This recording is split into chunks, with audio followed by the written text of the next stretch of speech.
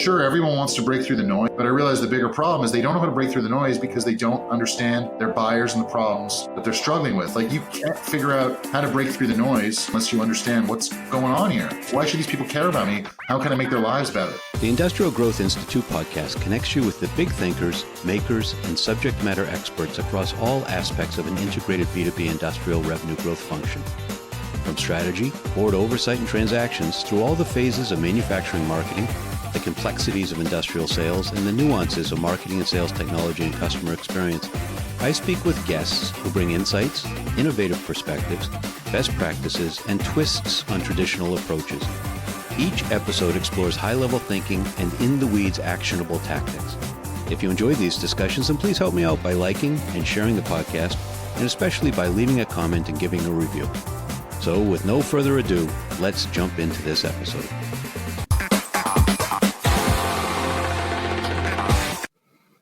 I'm Ed Marsh, host of the Industrial Growth Institute podcast. I think I can pretty confidently say that sales is less fun than it was a decade ago. Great salespeople still mint money for themselves and their companies. It's still a great career path for second and third standard deviation talent who are open to coaching and training, but it's hard. And the reality is there's many days that aren't fun. And that's on our side as salespeople. Imagine being on the prospect side, getting deluged with just 12-step sales cadence after another that, shifts scripts every couple of years like tides, from the predictable revenue model to the challenger sales model to the please pick a number model to the virtual lunch invite model. And then, the LinkedIn Connect Insta Pitch. Enough already with this stuff. So clearly we need to do something differently. And heaven knows that we need to inject a bit of fun or at least some humor back into the depressing existence that we're creating for ourselves and for prospects. And that's why I'm so excited to have Jon Selig join me today.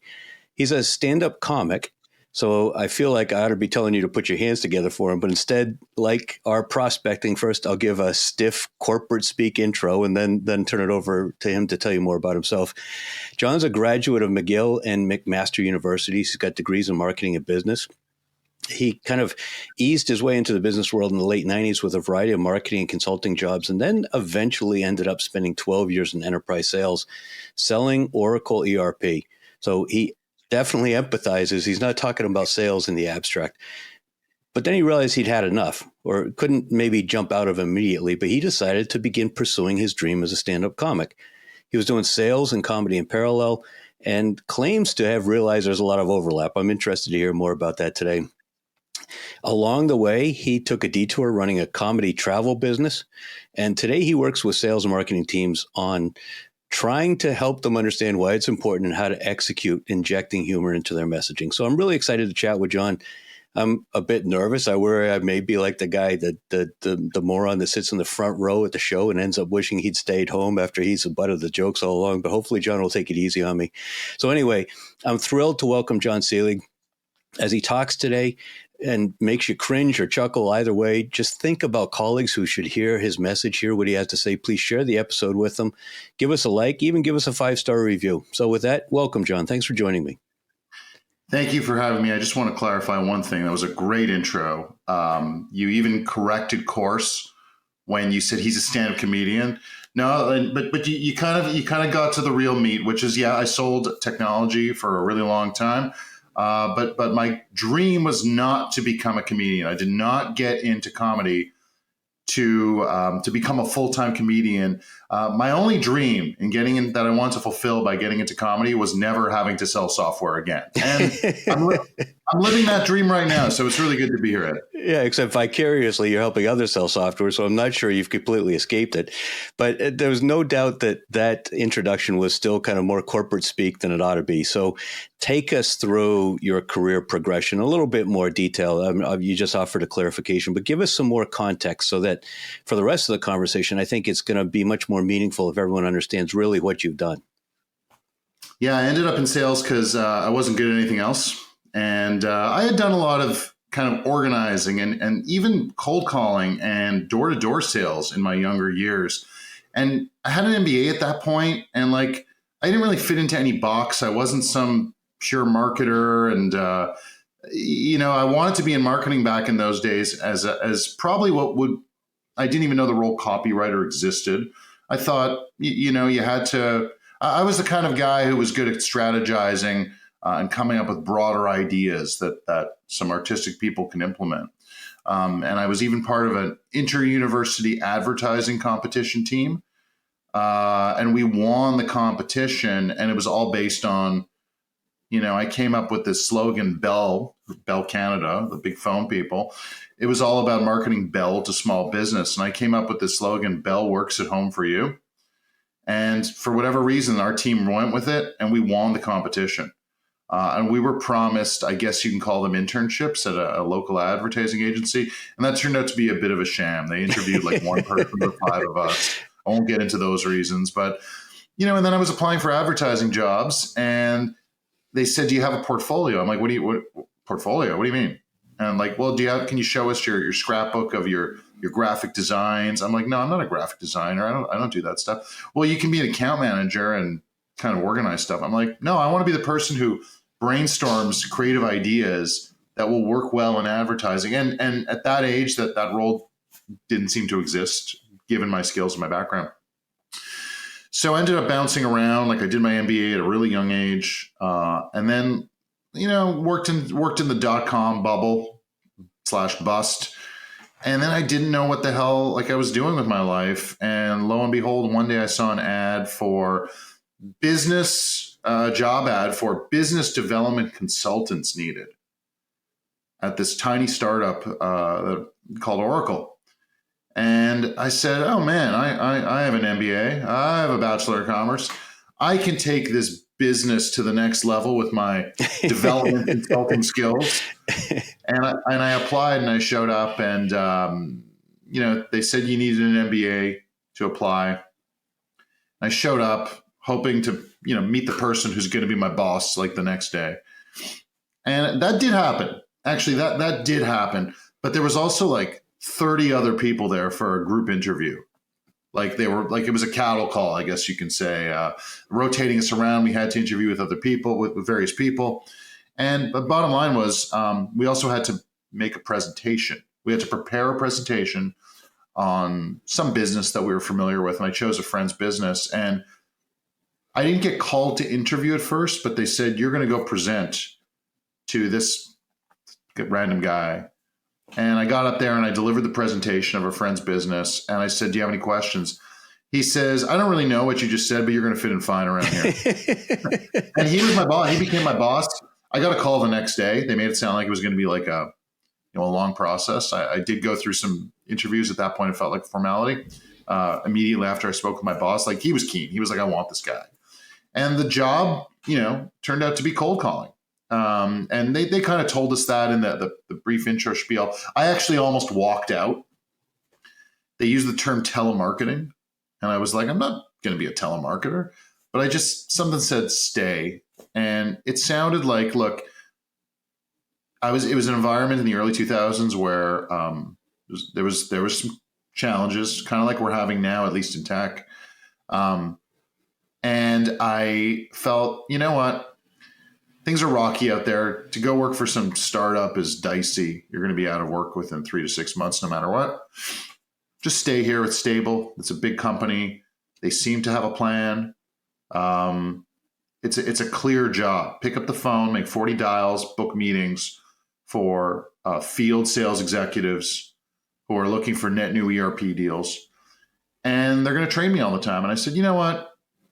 Maybe it's a little demoralizing to the ego that I'm making cold calls at this stage of life. But what stage of life was that? I was in my mid-20s. So I was totally, on one hand, my ego was bruised. On another, it was a great opportunity. And I took that. And I ended up in sales after about a year of cold calling for Oracle. And then I moved over to an Oracle partner for another 6.5 years. And then I had a mid-career crisis, which I balanced along with some other sales gigs over the next couple of years. Got it. And then you had this itch for comedy, and let's kind of set the stage in terms of your stand-up career or activities or whatever we want to call it. Obviously, that's not your primary job, but certainly you've got plenty of clips of yourself standing on stage in front of audiences in comedy clubs.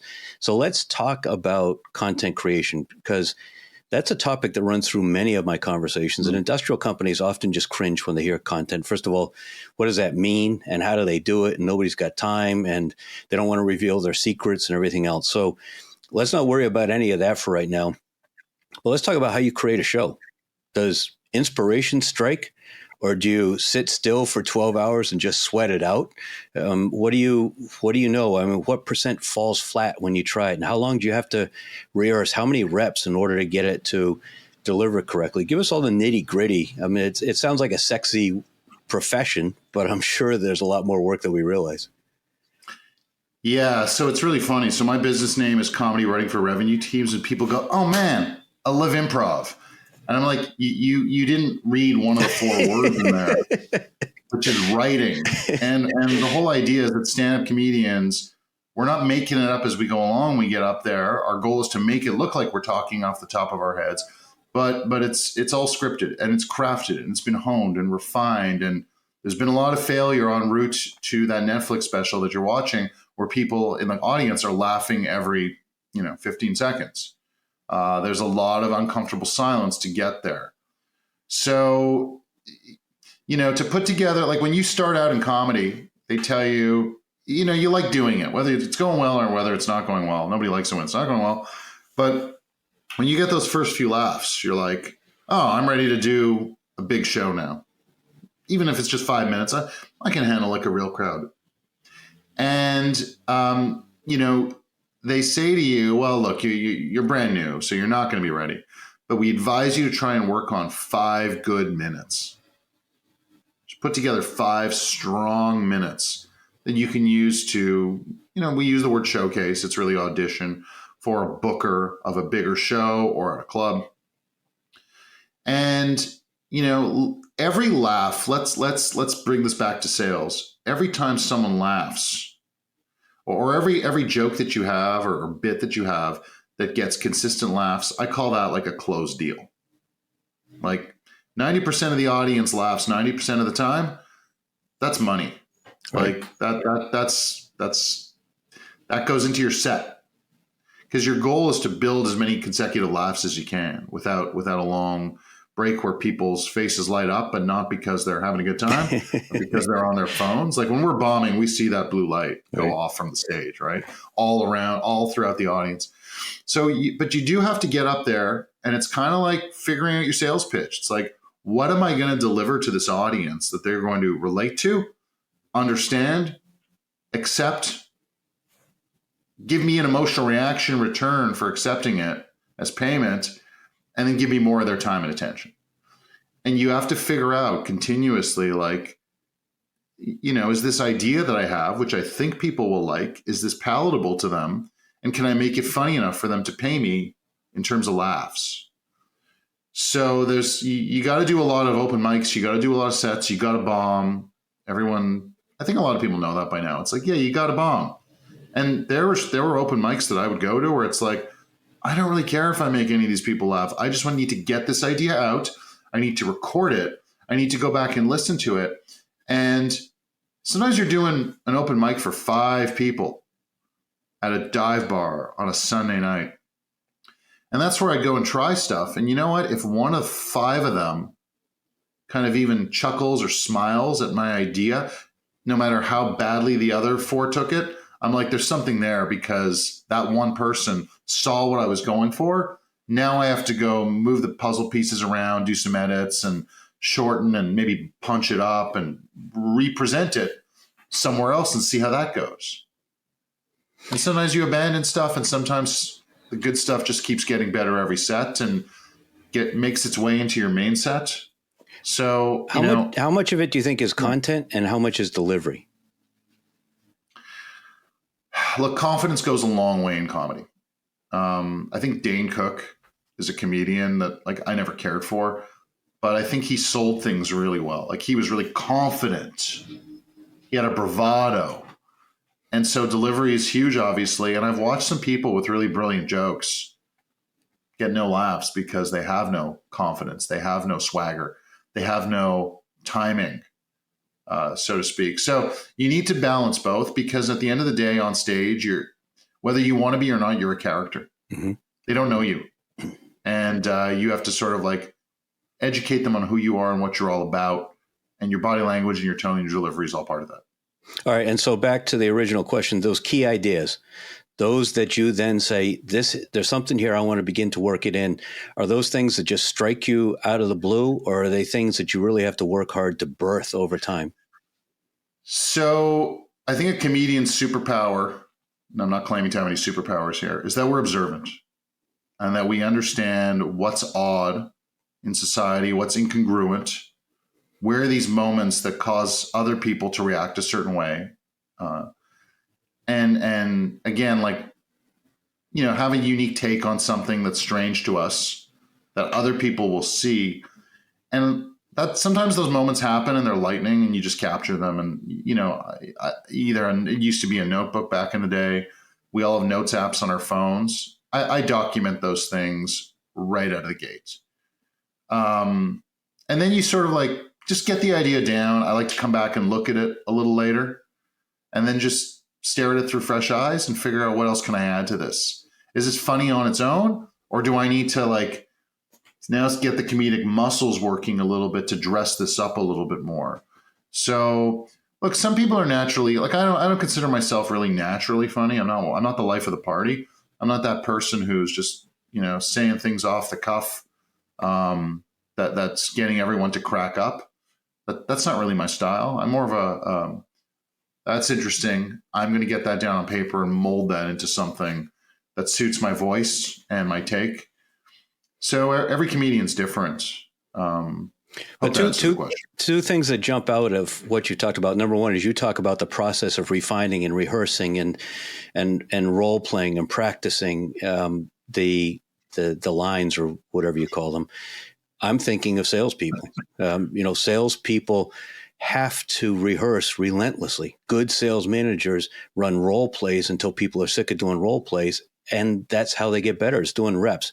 So that we're obviously going to dive in deep on comedy in terms of sales, and that's, I think, something that I want to keep in mind.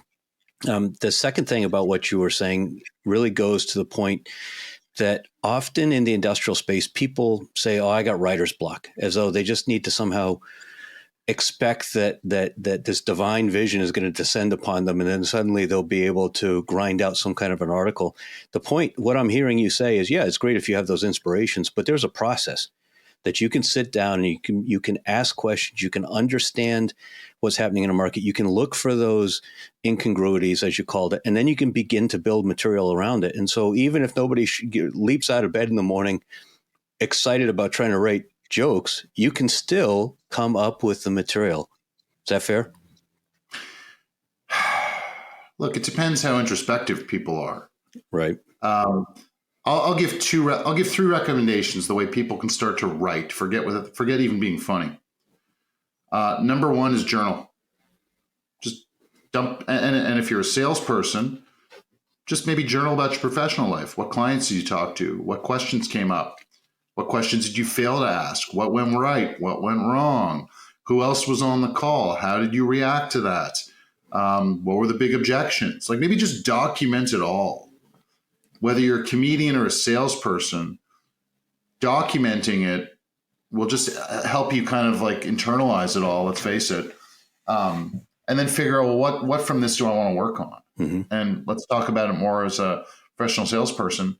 If I write in my journal that they asked me a question about our pricing structure and I didn't know the answer, or they objected to the way it was structured, maybe I need to have a better answer for that question next time. And I need to start thinking about that. And as you said, not only mastering the subject matter, but rehearsing it and know how to deliver it. So journaling is one. The second is, this is a little more challenging, I think. I was good at it because I think I'm ADHD. I'm not diagnosed. Free writing, which is just grab a piece of paper, grab a pen, if you like, grab a Google Doc or a Microsoft Word doc or whatever. Just whatever's flowing in your brain, start typing and don't stop. And even if it's like, I'm stuck, right? I'm stuck. I have nothing to say. Where do I go from here? Why do some people have so many more thoughts than me? And literally just keep going, because eventually something will trigger something else. Right. And the point of free writing is not to have any clear or coherent thoughts. It's just to dump out what's in your brain, get your brain working a little bit. That sounds like Julian Cameron in The Artist's Way. Could be. I don't know anything about either one of those, but I'll take your word for it. And then the third one is, and it's the one I'm not encouraging, but it's here, is generative AI. And look, I don't believe that generative AI should replace human communications, but it can give us the inputs that we need for humans communication. So if we know how to ask the right questions, it'll spew us back a bunch of things we need to be thinking about, and we can pick and choose the words, the phrasing, the concepts, the ideas, the subject matter that goes into our, talk track, content creation efforts, presentations, whatever you feel. So those are three really good ways, I think, that, whether you're in sales, whether you're in comedy, you can start to get that ball rolling on ideas for how to create, whether it's humor or whether it's content or whether it's refining your own process. I think all three of those things are great ways to start. And do you do free writing yourself every day? No, not every day, but once in a while when I'm trying to do some comedy, I will. Got it. I'm not really on stage much these days. Full disclosure, Ed.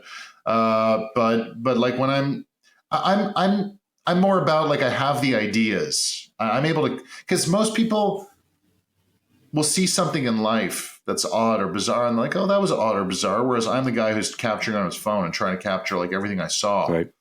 And I'll just work on that. Because even if I was to be doing comedy, I wouldn't be on stage every night, like 4 times a night. I'd be on stage twice a week at this phase of my life and career. So I'd pick a few ideas and kind of harness those, test them, refine them if they aren't going well. And if they're really not going well, I abandon them and choose something else. Like, you have to be judicious with and careful with what you're investing your time on stage into. Right.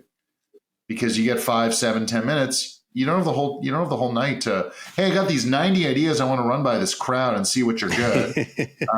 You have to pick 2 or 3. You also, it's kind of gutsy to go up there with all brand new material. It's always healthy to start strong with a joke that works. Like, my go-to joke for years was, no, I did not play Ross and Monica's dad on Friends. For people of an older generation, that means no, I'm not Elliot Gould. And then I'd close with something that worked. And maybe I had a bomb joke in there to save one of the new bits.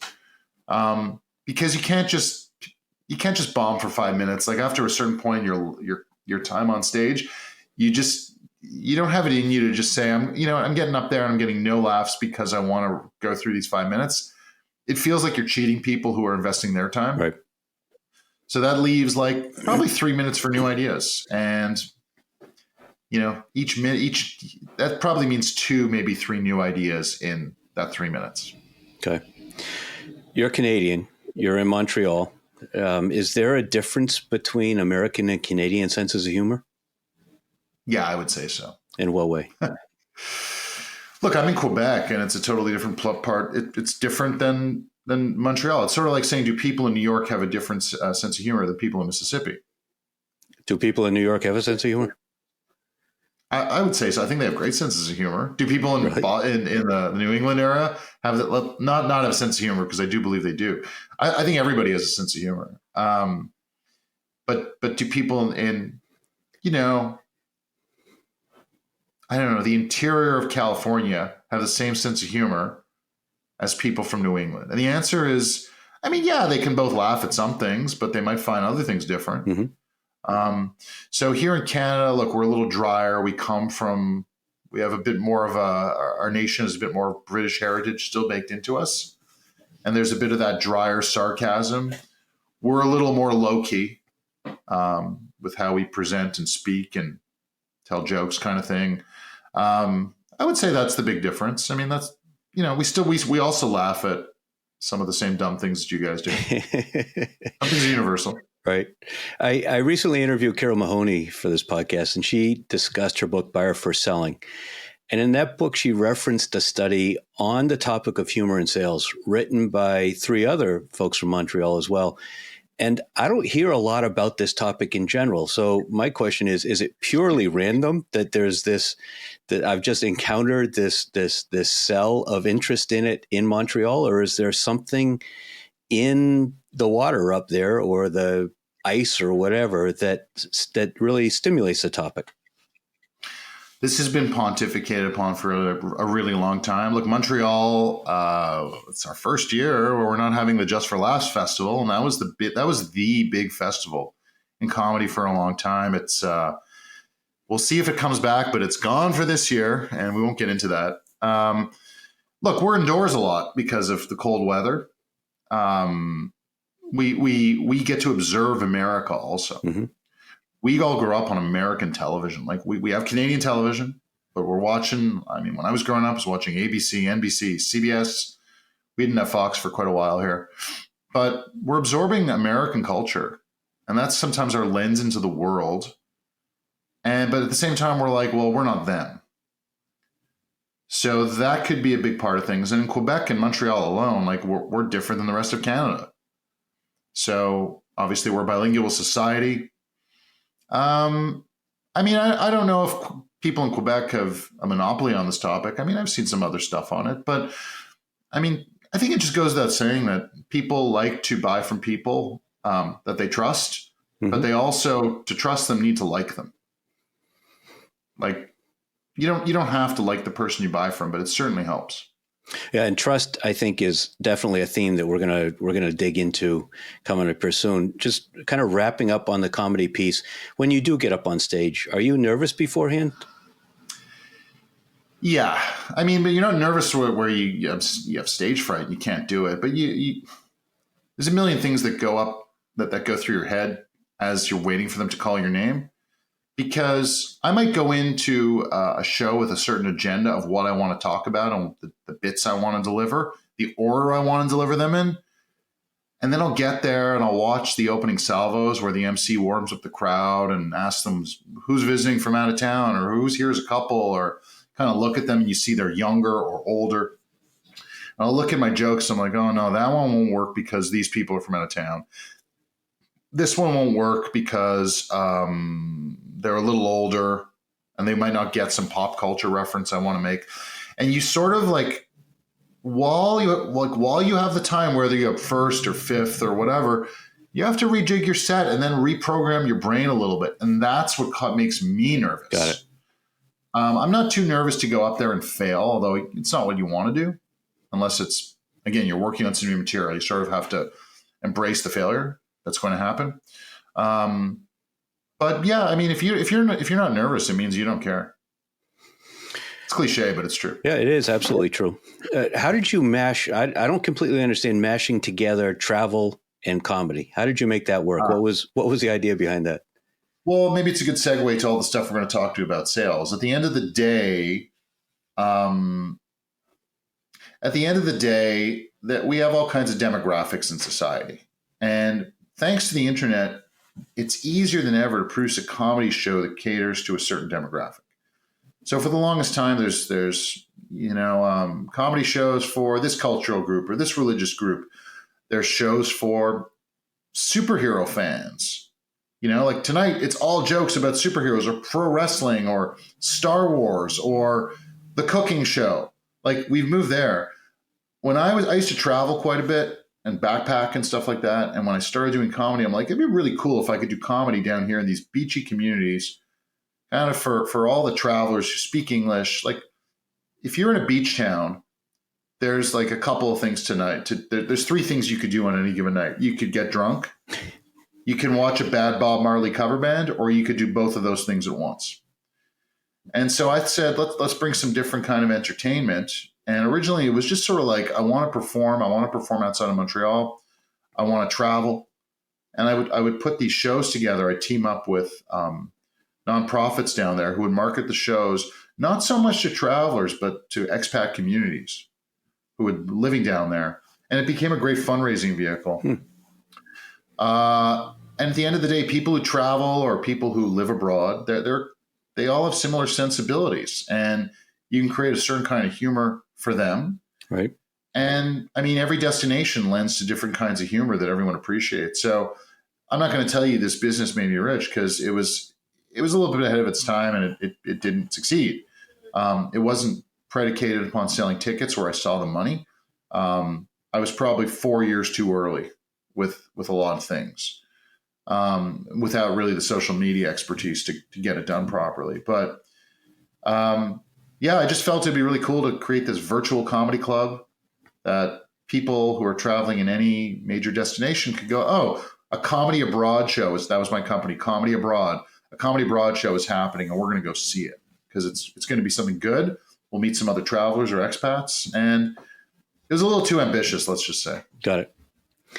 So when you were selling enterprise software, ERP systems for Oracle, and you had this comedy itch that was going on, were you consciously using humor as part of your sales approach? Were you doing it subconsciously? Did you incorporate it later deliberately? How did that evolve? When I was at Oracle, like when I was in my real sales career, I never fit. I always felt that I don't fit into this culture. Well, you described that from your interview at the beginning. Say that again? You described that from your interview at the beginning, where you kind of took this irreverent approach to it.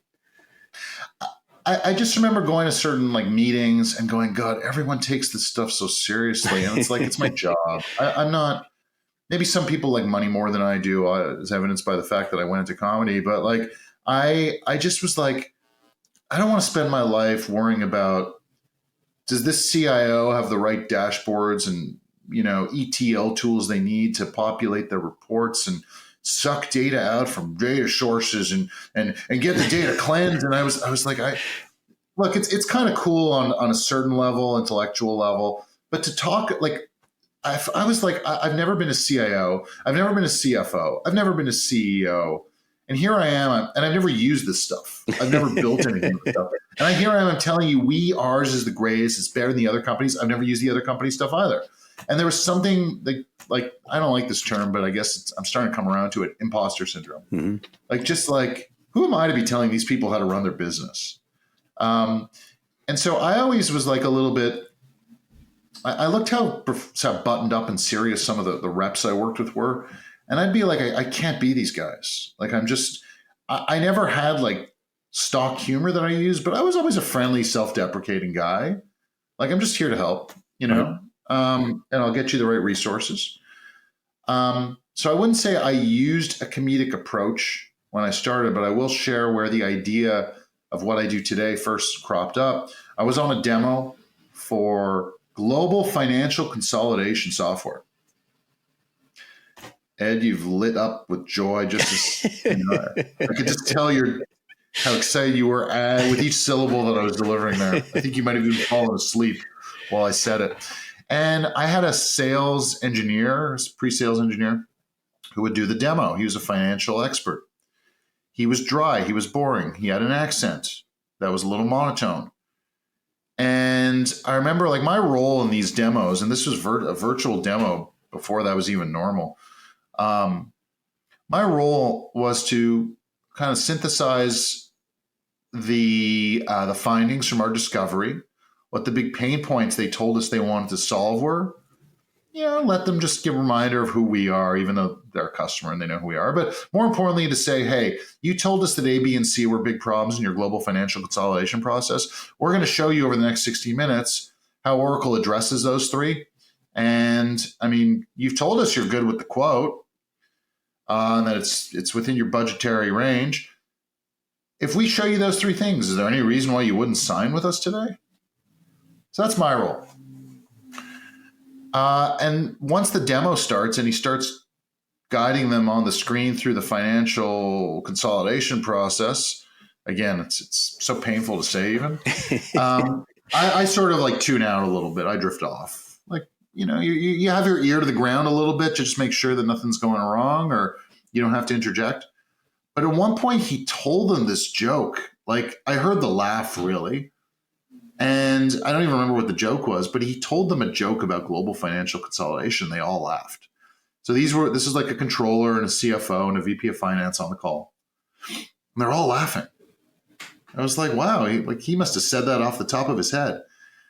A month later, I had a demo for the same solution with the same guy. He told that joke again, and he got the same reaction. And the clients are laughing. It's super dry. The whole thing is super boring. But he got a laugh because he touched on something that they're struggling with on a day-to-day basis. And he showed them he got their pain. I was like, that's pretty interesting. And then I went to my colleagues. I said, has he ever told this joke on your demo? And they're like, he does that on every demo.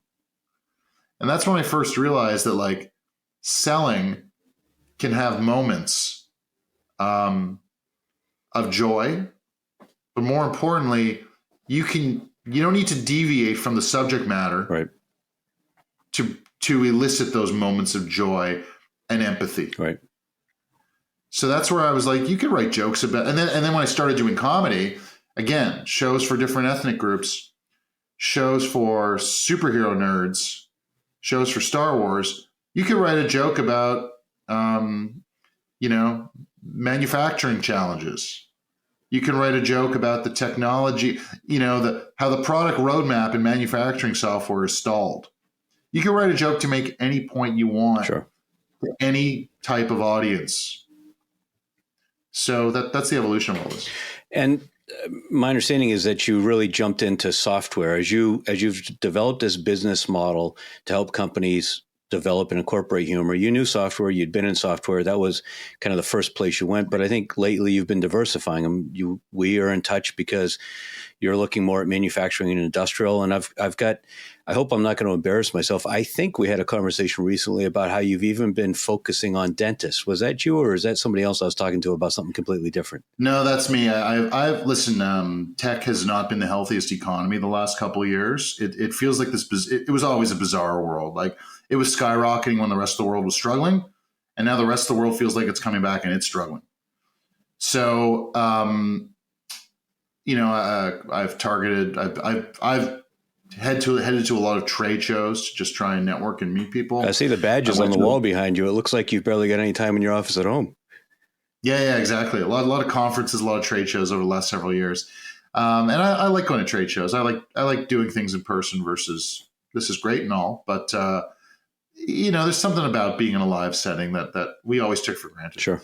I've been to trade shows for manufacturing supplies and equipment, mining supplies and equipment, dentistry supplies and equipment, optometrist supplies and equipment, cybersecurity, which is still tech, but it's recession proof. It's just a different beast than most software companies. I was at an HVAC show not that like a year ago. So I've stepped out of the whole tech space quite a bit. When you reach out to me on LinkedIn, I think just over a year ago, your message started with, this connection request is colder than a manufacturing sale exec sweat during unplanned downtime. And I know I've seen similar versions of that on your website. Is that a common technique that you find works in many situations? Absolutely. I call that the cold opener, because whether we're cold calling, cold emailing, sending a connection request, we have mere seconds to highlight our relevance, to let them know that, look, hey, you don't know me, so brace yourself, and kind of get a positive reaction from them that earns more time and attention. And so I have a course, and this isn't meant to be a pitch, but it'll end up being one called Cold Openers, where people can create their own bespoke, hyper-relevant icebreakers for 7 kinds of cold outreach. So that's absolutely a technique that I preach and practice. And I've gotten people telling me, my go-to one in software is this call is colder than the relationship between sales and marketing. And I've had people tell me this is the greatest cold call opener, this is the greatest LinkedIn connection request. I get that. It's not uncommon that people applaud me for it. So that's why I figured I'd try it on you and see how that could work. And do you have any data benchmarking the percent of responses for that as opposed to a typical outreach? No. Nobody ever wants to track data for stuff like this. They say they do, but then when you ask them to, they don't. Right. I do have a client who crushed it at trade shows with jokes, to greet people at the booth, highlighting the problems they solve. I have another client who not only closed revenue, and he didn't even tally it, but he's like, we closed deals off this stuff. Wow. You got a lot of great testimonials on your site. Clearly, there's people who have figured out how to use this and make it work. Yeah, and I think even more just appreciate the process, Right. because the process, and that same client that closed revenue, undisclosed amount of revenue over email, he said, you need to stop selling the jokes. His name is Jason Westbecker. He's at a company called TrustArc. He's the CEO now. He says, you need to stop selling the value of like a joke and a one-liner, some humor, an icebreaker. He's like, the process was where my team won. He's like, the process you put us through to write this humor allowed them to really master what problems do we solve for who, and find a creative way to say it in simple English that reinforced all the knowledge, even if they never used or told a joke. So that's tough to measure, but he was able to say that he lowered ramp time by X amount of days and led to them hitting numbers in their first quarter. But that's something that the what's the right way to say it? The process that the journey that your process takes companies through results in these bits of humor, but results in a lot more awareness. I mean, you've got a great quote that I pulled out of, and I assume you do it for a pattern interrupt, your quote unquote 97-second intro video. You say the process of crafting humor to specifically make your target persona smile will force your reps to master the business acumen they need to increase their subject matter expertise. And it sounds like exactly what Jason was speaking to. Yeah, I got the quote. It was a light bulb moment for me, because coming from Oracle, they train you all the time. So, for example, when you're selling ERP, you're selling software to every. They use the phrase line of business or business function within a company. So, if let's say you're always working with a rep who has the manufacturing patch. So you need to be aware of the modules that service finance, order management, the manufacturing process, the supply chain tools, the sales software. Then human resource procurement was a big one for all the parts you need. I think MRP is the term. Is it MRP? Am I right? Yeah, absolutely. Yeah, it's been years since I talked about this stuff.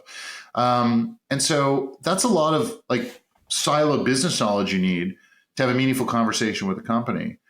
And they were constantly training us. Again, I've been exposed to this in school, but when you're getting trained by Oracle, the pieces are starting to come together about real world, how this works in the real world. When I started to work with SaaS companies, and Oracle was training us, like we had weekly training, we had broader quarterly training, like usually a bigger sales training, and then like a weekly product training. At one point you're like, can you stop training us? I just want to go hit my numbers. I can do this without you. Kind of resentful and bitter there. But then lost my train of thought. About the process of learning about the business so that you master it. And then when I started working with software companies, smaller ones, much smaller ones than Oracle, I didn't realize that they don't invest in their people this way. Right. Like I had been away from software sales. I'd never worked in a small company like that. 100-person software company that's venture funded. They're trying to hit these numbers that someone cooked up, in a trailer lab where they're also maybe making chemicals and selling them. Who knows? But I didn't realize that most of the sales and marketing people that they hire, they're not very consultative. They're scared to talk to buyers because they have that imposter syndrome. They struggle to articulate what are the top 3 problems that we eliminate. They know how to pitch. They can say we're an AI-driven engagement platform. We 10x your scalability and offer you into a demo right away, like nobody's business. But they can't like say, so what's bugging you today? Right. And the prospect will tell them a few problems. How is that hurting your business? Who else is it hurting? What are the big objectives? What are the big objectives for the business? In the next 3 years, like where do you guys want to go? They don't know how to have these conversations. And I realized that the process I would put them through, I would need to sort of like help them get that all down on paper in a way that would lead to meaningful humor. Because when I would have them answer certain questions beforehand by themselves in their breakout groups, and I'd say, what problem do you solve? They wouldn't answer that question. Right. And then I would say, well, what else is going to happen if this problem persists? They would just say, oh, we saved them time and money. And I'd be like, oh my God. They'd have a formulaic ROI to demonstrate how that was true. Kind of, yeah. But either way, it's like I'm like, guys, every business problem on the planet's like costs time and money to the person that's struggling with it. You need to unpack that and tell a bit more of a story and get granular. So I love And how your work is a forcing function to actually make companies step back, understand the business outcomes, why they're important, and that kind of stuff. But let's talk a little bit more about the psychology of humor itself. I mean, why does humor work well in sales? There's a few reasons. It's empathetic. If it's done right and the audience connects with the audience, it's empathetic. Like, oh, I have that problem too. Like if you think about comedians, they get on stage and they talk about things that everyday people struggle with, whether it's their relationship, whether it's their kids, whether it's dirty socks on the floor. The old one is airplane food. Like these are all things we know about and can't stand. And when people are like in the audience, like, yeah, that's so true. I hate that. And we laugh at that. Right. But the other element I would say is like when it's packaged up properly, there's an element of surprise. People don't see it coming. So when you could show people you understand their pain, their tragedy, and the absurdity of their jobs and the way their company is currently doing things, and also just, package it up in a way that they didn't expect, you're going to get a laugh and they're going to say, this person really gets me. So as I was thinking about this and getting ready for a conversation, the way I kind of tried to distill it was that first, it helps build comfort and rapport, which is important in terms of prospecting. Second, there's a pattern interrupt to break through the noise because everyone's so overwhelmed with all this formulaic crap coming at them. And third, it's a way to evoke the emotion that's so fundamentally important to make consultative sales effective. Is that a fair way to break it down, do you think?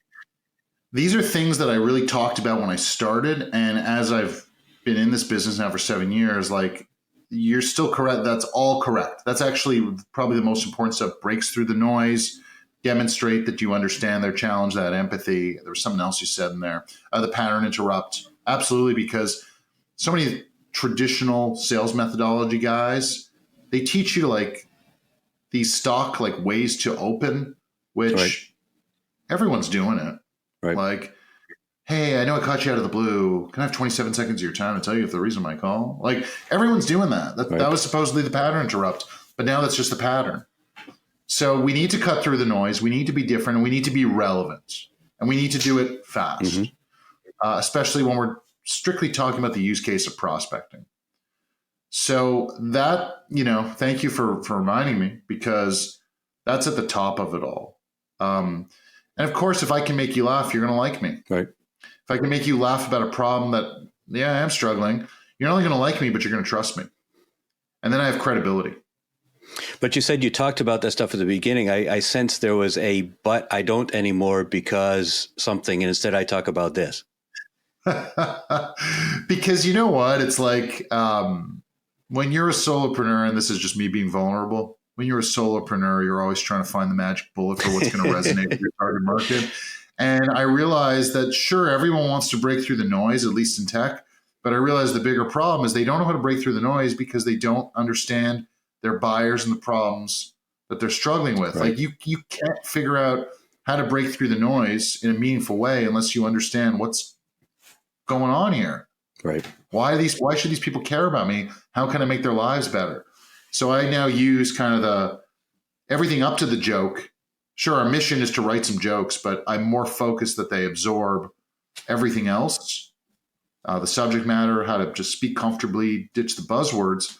If they can write a good joke and then deliver it, fantastic. If they just want jokes, I can write them for them. So I've moved away from sort of speaking about that more. People are still attracted to that story, but I think the bigger challenge in most sales orgs, tech or non, is being able to be a consultative subject matter expert to your prospects. So the pattern interrupt is to get them to stop vomiting this crap up and to actually talk about the prospect's business. That's the real pattern interrupt we're looking for. Yeah, in tech, it's a younger sales force, and they're really married to their buzzwords and their phrases that marketing is programming them with sometimes. Right. Or people don't talk in this buzzword language. I mean, in Silicon Valley, maybe they do a little bit, but like, I don't know. I think sales. I think the more senior you go, the more bare bones language the more valuable the bare bones language is. So if we boil it all down, it sounds like we're talking about building trust, whether it's the trust that comes with a little bit of rapport up front, or the trust that comes with demonstrating in a simple and efficient way that you empathize and understand their business issues. But it's about trust. And then that trust is critical in order to enable good consultative sales. I would say so, because like if four salespeople knock on an executive's door and they take a long time to get to the real root of a problem, but someone could right. Hit them with a bit of humor right out of the gate, you're going to be like, whoa, I've been talking to so many sales reps and none of them get that that's the biggest threat in my industry right now. Right. I'm just picking on a threat because you can write a joke about anything or problem or whatever. What do you think people get wrong about the idea of humor in business? Oh my God, where do we begin? How much longer do we got? Wow. I think let's start with the fact that look, my business, for better or for worse, is called Comedy Writing for Revenue Teams. We talked about it earlier. People think that, comedy, I took an improv class once. Improv is great for sales. I'm like, no, I'm the exact opposite. Like, I'm more about creating scripted moments that flick on emotional switches with prospects and the journey of doing that. So number one, they think I'm improv. Number two, they think, sometimes I use the word jokes, and maybe some people who have been listening today have heard me use that term. I don't mean a rabbi, a priest, and a minister walk into a bar and say offensive things to each other. I don't mean that kind of joke. I just mean a quick one or two liner that offers some relevance to the listener and then subverts their expectations in a way that makes them go, oh man, that's so real. So those are two things. The third is, I think a lot of people hear comedy and jokes and they think it's going to be offensive. So it's kind of tied to what I just said, but you don't have comedians, the best ones in the world are not the offensive ones. They're the clean ones who get to the funny and say powerful things without resorting to assaulting language. Right. So I think those are three really big things that people get wrong about me, or that I'm just a comedian who comes and tells sales jokes to their team. All right. So you don't just come and tell sales jokes. Let's talk more specifically about how you do work with companies. You've alluded to the process you take them through. I know you have workshops that lead to 18 different steps or outcomes along the way. What's the most common model for how you work with a company? Companies come to me for two reasons. They want their team to learn some new skills. They want to have a fun team building experience. And they want them to hopefully figure out how can we stand out. They have this mix of issues we've talked about. So in that case, they'll bring me in for a workshop. I do 2, 4, 8-hour kind of workshops.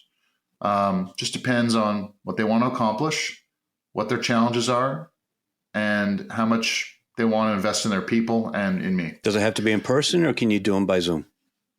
Can do them by Zoom. And in fact, something that's weird about Zoom is it kind of yields, if you want I think it yields to better results overall. Really?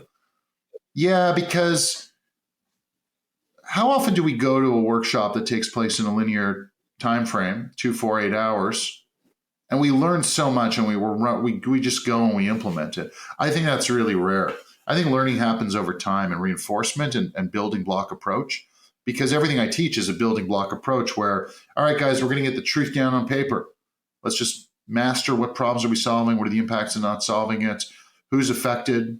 How does it prevent them from achieving their objectives? Let's just get all this knowledge on paper. Let's make sure we're working with the best stuff.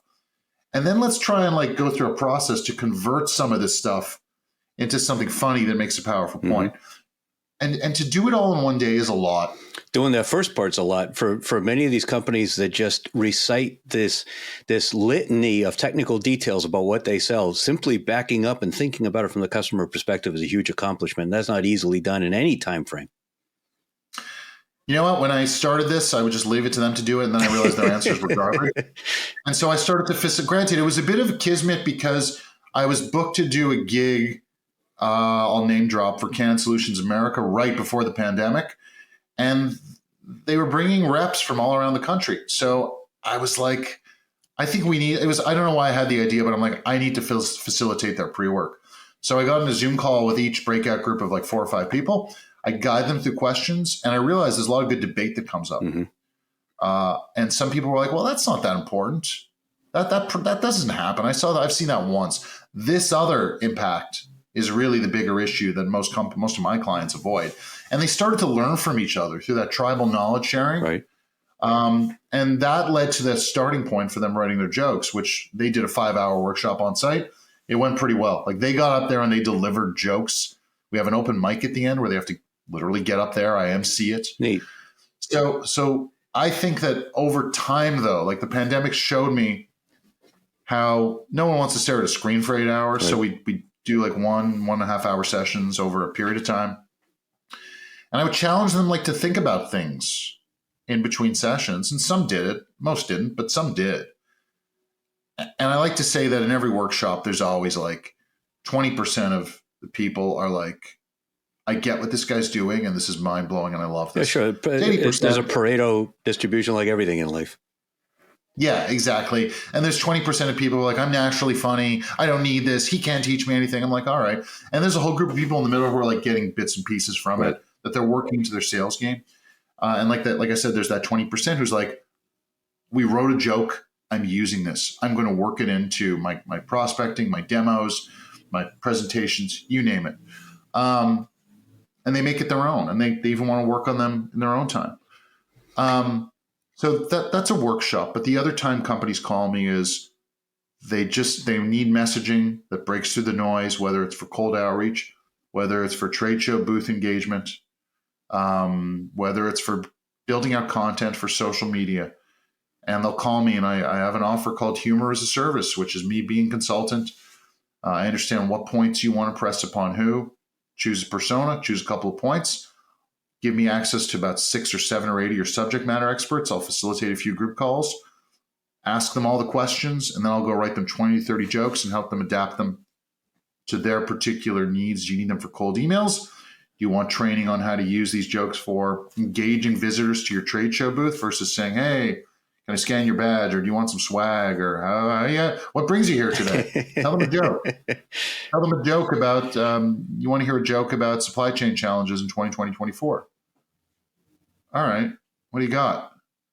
And if they laugh, we just want to know, well, why are you laughing at that? And there's the conversation that exhibitors really need to be having with attendees at trade shows. So I kick in some coaching hours to help them figure out, how do we exploit this stuff? And when you do a workshop, how long, what's the right way to ask the question? What's the lead time to get ready for it? How much prep is necessary? If somebody calls you, you agree to commercials today, is that something that you can do next Monday, or does it take 6 weeks to get ready for?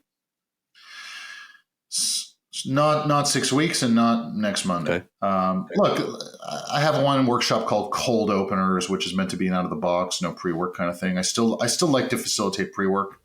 I think it leads to better results, because I think that's where the real win is, in that tribal knowledge sharing bit.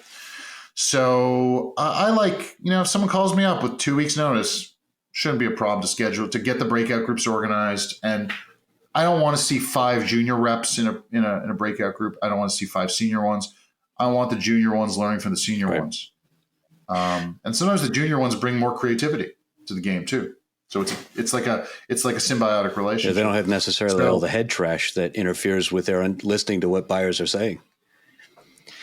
Go ahead. So I think I've got kind of a natural bias about your work because of the way we initially connected. I think of it as primarily around prospecting, but you've talked about cold outreach, but you've also talked about events. You've talked about trade shows. I assume networking. I know that you talk some about sales enablement. So your work helps companies across the entire customer life cycle. Is that fair? I think so. Like, I even sometimes struggle how to market myself because, I'm helping sales, but I'm helping marketing, and I'm also helping enablement, and I'm helping the events people, helping the sales developers who are making the cold calls. So, I like to think that I'm sort of like a go-to-market. I don't know. I don't like calling myself this, but like the wolf in Pulp Fiction. Like, he takes care of some problems that some people don't always see or know how to deal with. This all makes so much sense, and it is kind of intuitively appealing. So given that, why is it that so many of us default to this horrendous corporate babble that's so dreadfully boring? I mean, it's not the way we chat in person. What you're saying makes so much sense, but why is that the default? I think people are just scared to take risks. There's a reason why most employees that you and I talk to aren't the entrepreneurs themselves. Right. I find sales leaders are open to it.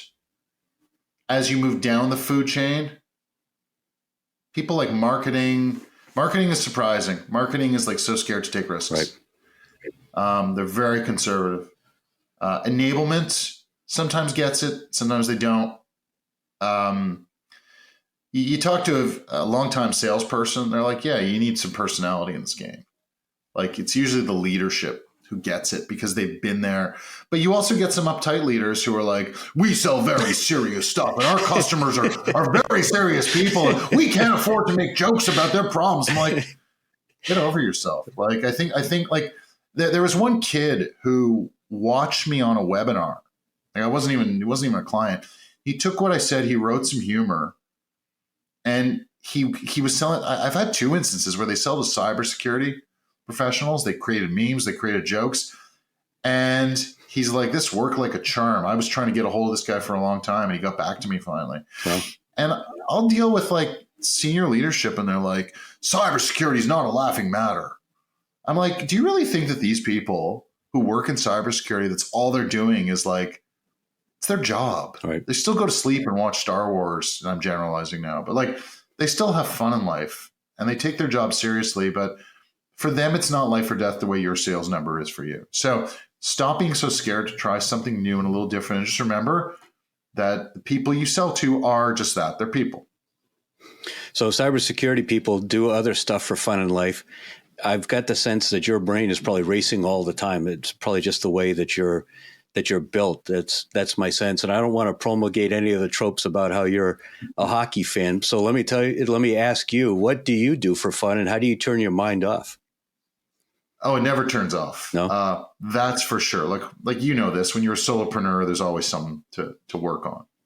So and there's lots of little things that your brain, because it moves fast, doesn't want to work on. Right. So that's a problem. Right. So I'm good at being vulnerable. I can admit my flaws and my faults.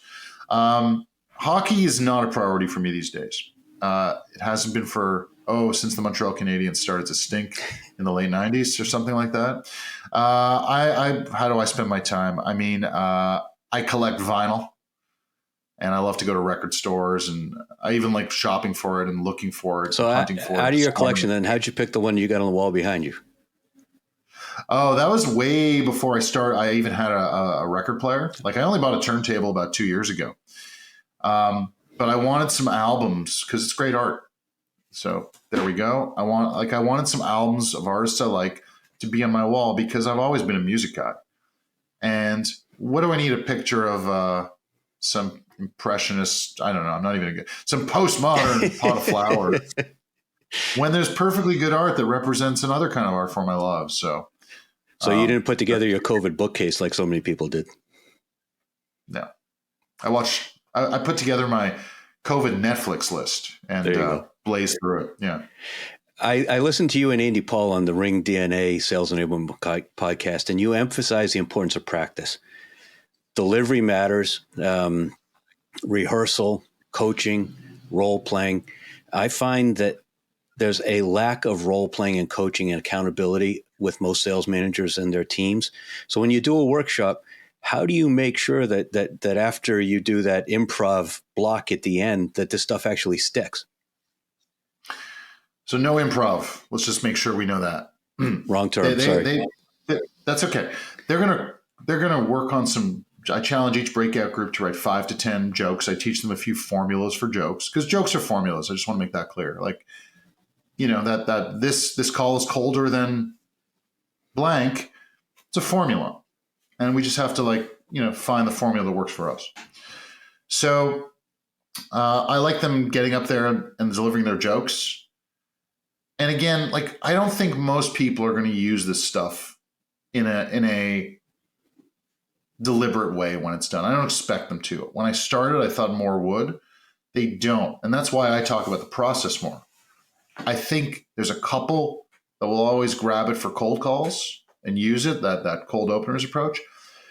But in the tech world for a long time, they were really dependent on cold email. And the humor that they would write or that I would write for them is just a great hook. It starts off with a chuckle, segues to a serious impact statement about what the chuckle is, the topic the chuckle is highlighting. It's shining a light on a problem, if you will, painting a picture. And then it's a call to action. So when it comes to practice, I include some coaching hours with all my workshops, and just comes down to what are they looking to work on? Do they want more LinkedIn connection requests and a more deliberate approach? Do they want to figure out how to write better emails? Do they want to practice those cold calls, which I encourage them to do? And some are up for it and some aren't. Right. So it just depends on what leadership is trying to achieve and the channels they use based on the team they have. When you're working with a client, who do you find is most excited about your work? The management, executive management, or the marketing folks, or the sales folks, or the reps themselves, the individual contributors? Is there any group that typically embraces it more than others? I think it comes down to the personalities. I don't think it's role specific. So there's I've dealt with people from any go-to-market function: sales leadership, marketing middle management, sales middle management, enablement, you name it. There's always someone who loves what I do and is super excited and loves comedy and just wants something different. Most importantly, they want something different. We've brought in sales methodology X and command of the challenge and force the way through, like whatever. It's all these names, where you're spending like God knows how much money. And they're just like, they're all the same. And I'm not saying they're all the same. I've done a bunch of methodologies, and I always take away a good thing or two from them. And that's really all you want. You want your team to take away one or two things from every sales training. So I always get people, I think it comes down to the personality versus the role. There's always people who are like skeptical of what I do. And I've had enough people come up to me saying, I heard we were doing this. I was like, what the hell is this going to be? And they come up to me and they're like, I'm really glad we did this.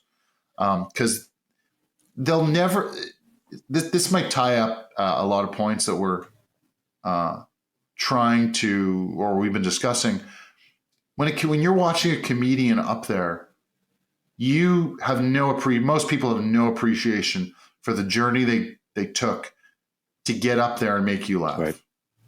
And salespeople need to take that same journey to connect with prospects and to come off as professional. Amen. And polished and know what they're talking about and be confident in their answers. Right. And not be confident because you're lying through your teeth. Be confident because you know your stuff. Right. So that's really what I want people to take away from it. And the name might put off some people. The idea of jokes and comedy definitely puts some people off. But when they go through it, they come up to me and they're like, I didn't expect that. How about so? Go ahead. How about sales kickoffs? Some of the most dreadful wastes of time in most cases, and such a tragedy because they could be so powerful. If you were going to help somebody optimize their sales kickoff, what would you recommend, and how might your work fit into that? Yeah. Sales kickoffs, I have a love-hate relationship with because I think I'm great for them. But look, if some people want an impact, I don't know, maybe I read too much into the way they think. But some people are like, what can you do in 45 minutes that will have an impact on our team? Like, I don't know, I can make the dials for them. Forget sales kickoff, just bring me in, I'll make some dials. But I don't want to do that, and you won't like my fee. It just depends how much time they have. I created some really specific sales kickoff offers because I know a lot of people we don't want to do more than 2 hours. You have 1 hour. That's the most common. What can you do in an hour? And so I kind of thought about it. How can I get the team involved? How can I give my keynote or whatever you want to call it, my presentation?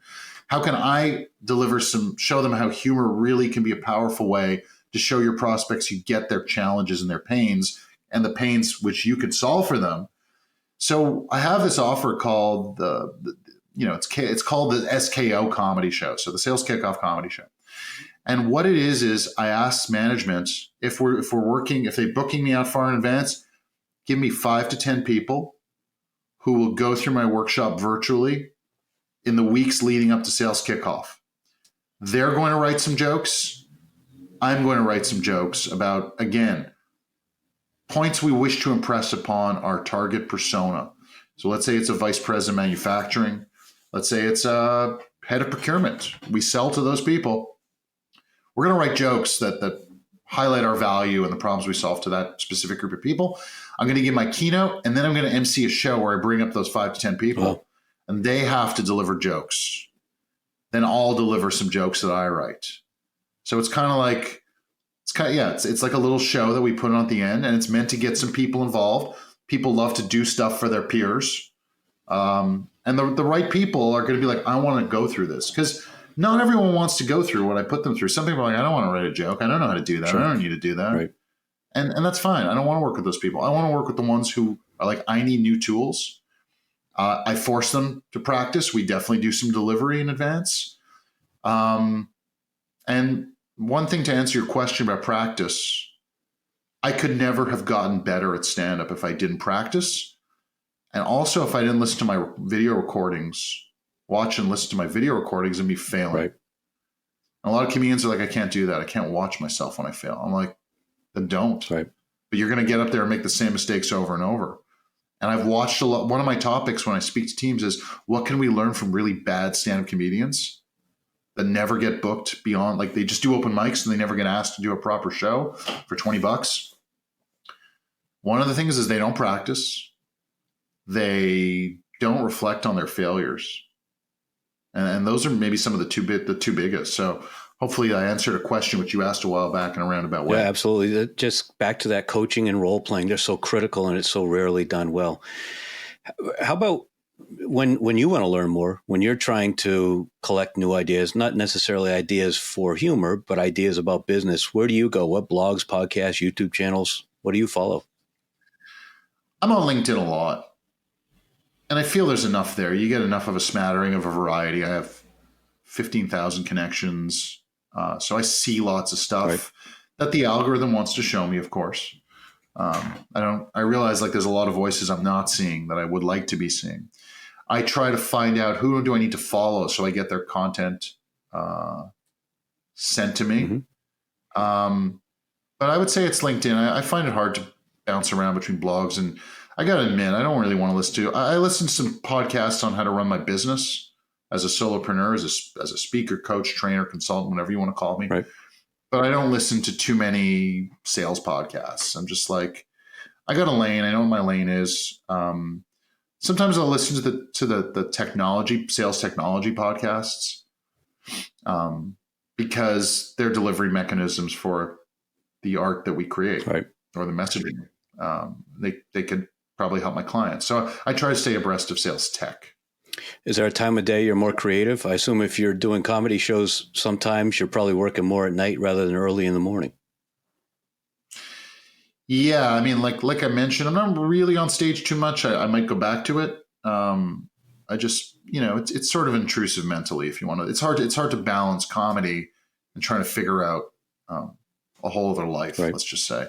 But my comedy brain hasn't been turned off. The creativity is better at night. I will say that.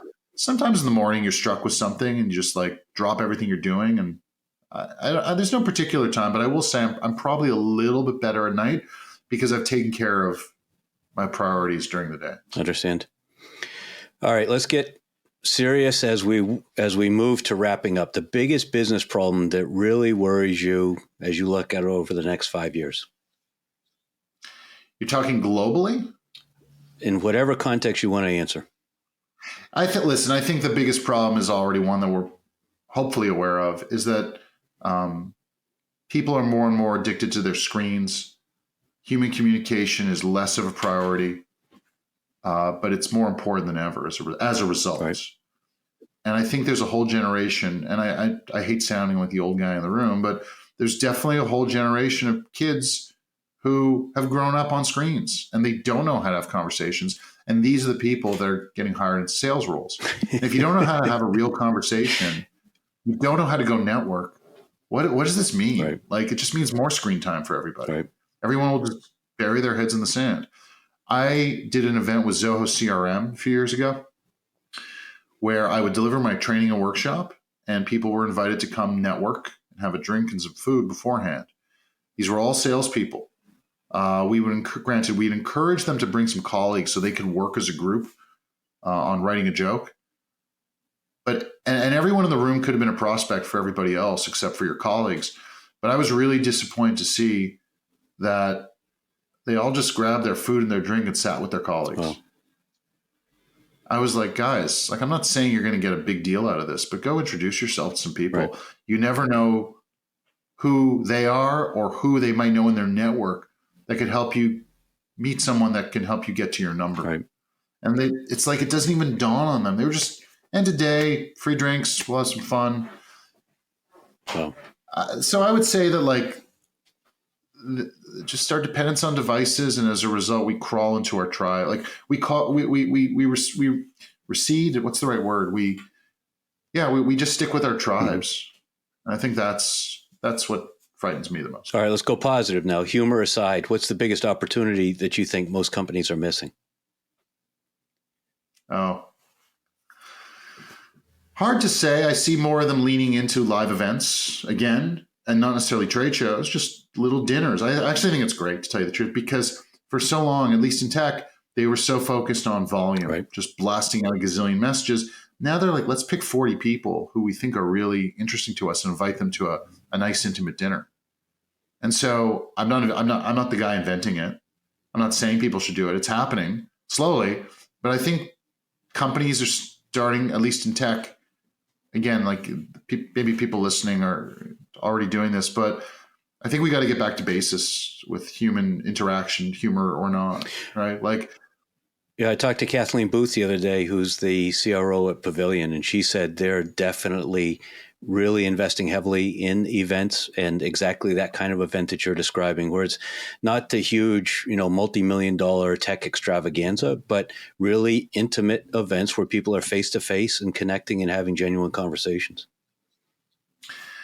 And I think if you get the right audience there, like I'd rather have 40 good people there than 1,000 bad people there. Right. So it's sort of, coming back to that whole idea of telling a joke at the trade show booth. If I make you laugh and you start talking about it, all of a sudden I could book you for a meeting because it's a real problem for you. You're laughing probably because it's something you've experienced. Get it on the salesperson's calendar versus having them follow up with 30 dud leads from badge scans. Right. It's the same approach at these. Get the right people to these events, have real conversations, have salespeople fill up their time having conversations that could turn into revenue. All right. So the 960 duds, we don't want them contacting you, but the 40 that really ought to be talking to you, how do they reach you? How do they find you? How do they connect with you? How do they learn more? LinkedIn's always a good place. They can find me, JON. And this is my website as well. So my URL is JON, there's no H, JONSELIG.com. Please, if you want to talk, book a meeting with me. You could also send me an email at john@jonselig.com. Just to be clear, the H in John is silent and invisible. There is no H. And LinkedIn is a great place to connect. So email, website, LinkedIn. Got it. And I'll drop the link to the website in the show notes as well. So wrap us up, Jon. 1 minute on the state of B2B sales and marketing and what has to happen next.